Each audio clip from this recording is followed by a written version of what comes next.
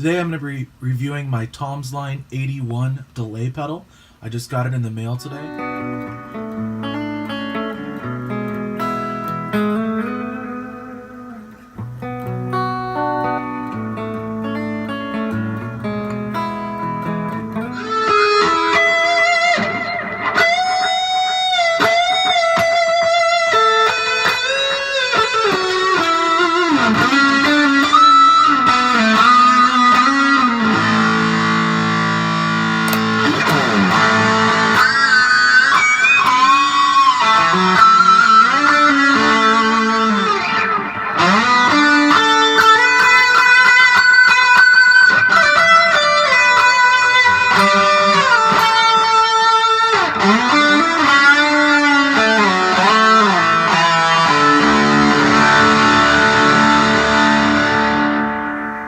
Let's go over a couple features real quick before I dive into the review. I will say right off the bat, one thing I noticed is compared to other pedals, I find that the indicators for what the knob is doing are very subtle. I think I'm going to take a Sharpie and draw in some lines instead of these tiny micro dots, especially from standing position. It's hard to see what the pedal is doing. But we got feedback, repeats, effect level. So a really important thing about this particular pedal is if this is maxed, you're at 50% effect and 50% dry signal. Unlike a DD3 or something, if you max this out, it's going to be way more delay. If you're looking for an edge type tone where the repeat of the delay is higher, you're going to have a hard time. And so over here we have time. Now, for me, so the max time on this is 400 milliseconds. But for me, I find that the sweet spot for this pedal is right in this range. Here is a pretty short delay, and over here is where it starts getting kind of mid-range. This is probably about 200, 250 milliseconds in this range. Now, I'm going to go over some different settings I use with this pedal and explain my use for it. I will say the construction is very good. My unit worked right off the gate, no extra noise. There's some old reviews on YouTube that really pick this apart for being noisy or non-functioning. I think whatever those issues were in earlier units, they've since been fixed. It's got a true bypass switch, an LED up there. But I love the gold color. The only thing I would change, like I said, is to add a line right here. So let's go over how this sounds. Clean guitar. I'm playing my Fender Squier Mustang HH Bullet series. So I did a full review on this. If you want to check that video out, I just put it out yesterday. So here is the clean sound.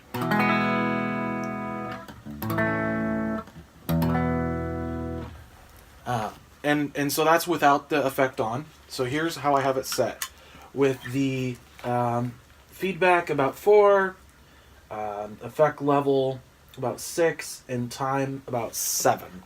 So right here, I'll play some staccato so you can hear just exactly what it's doing, then I'll strum some chords. So I have it on a really short, just a couple repeats. And what I found is when you're playing mid or slower chords, it's a really subtle effect, which is actually what I wanted for this pedal. So here, check it out.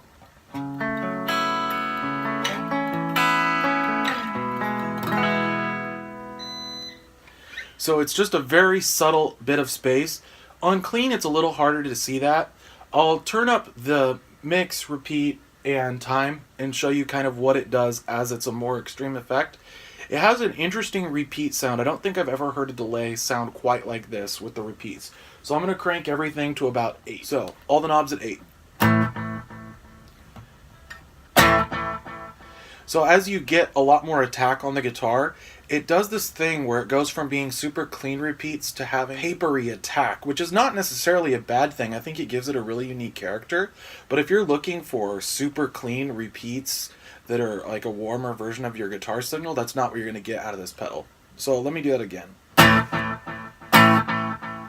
And then here's some chords.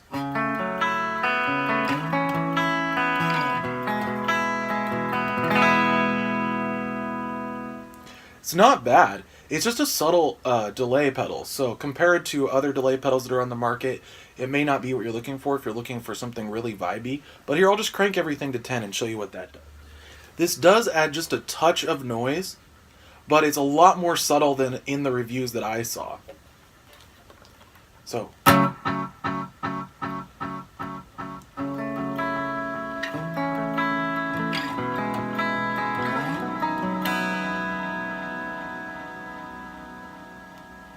but it has kind of a tape effect to it that's not all that undesirable. So I'm going to dial it back to my favorite setting, which was repeats, or a time rather, about 6, effect level about 6, and repeats about 4, which is this. Because I like this subtle effect. And the reason why is because, let me kick on an overdrive so it'll be a little more pronounced.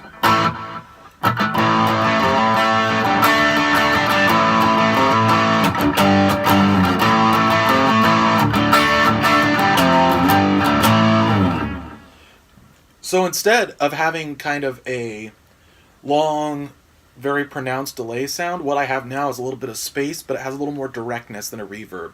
The only thing I don't like about some reverbs is they get really washy and the low end gets really not defined anymore.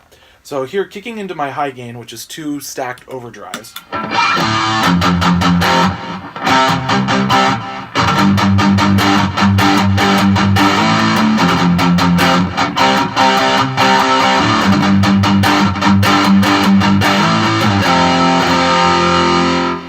So it's just really subtle, and I really like it about that. You know, it's got its own sound, and it's not bad. For $28 shipped, your expectations should be a little realistic. What I would say is, as you max out the controls on this particular pedal, it does get a little noisier, but it's still totally tameable. So my favorite setting and favorite use for this is actually to stack it with my Donner Yellow Fall delay. So the Donner Yellow Fall delay by itself is doing this. It's got a much slower time, a lot more repeats.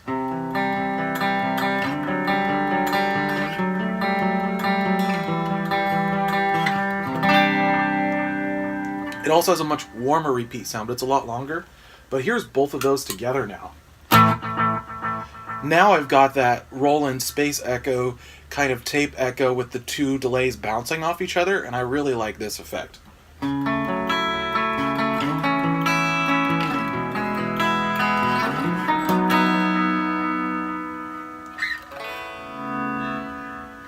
You can see that wash thing is kind of enhanced. So let's do that with that same drive.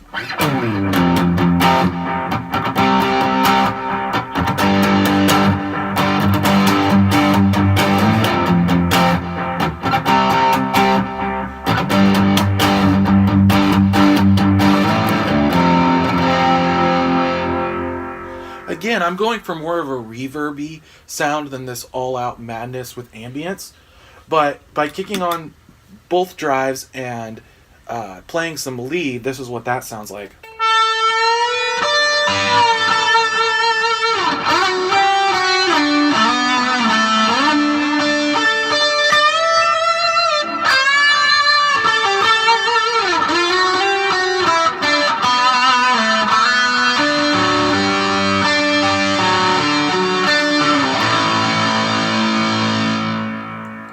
Which I really like. I really like that double delay effect, especially because the first one is so subtle. I could basically leave the Tomsline pedal on all the time and just play whatever.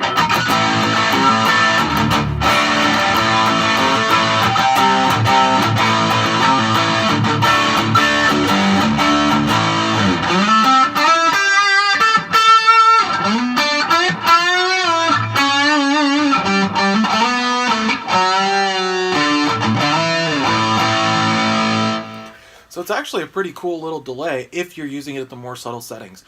I don't really care for it at its more extreme settings. I feel like the Donner Yellow Fall delay, which is shipped around the same price, $28 to $30. So I would say if you want that warmer analog sound, go with that. But with this Tomsline, using it as more of a slapback with its directness, I feel like it really communicates that well.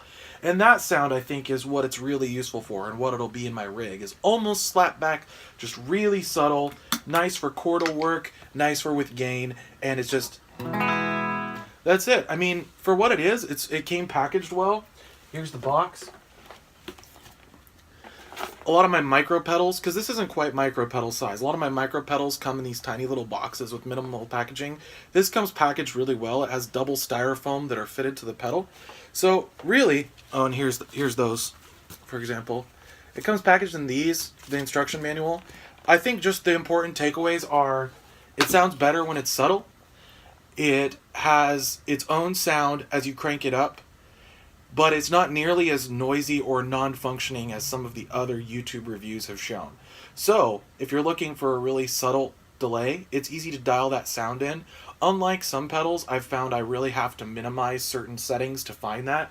With this, it kind of has a sweet spot for that really subtle delay sound. So, yeah, based on that, let me know what you think. Thanks for checking this out.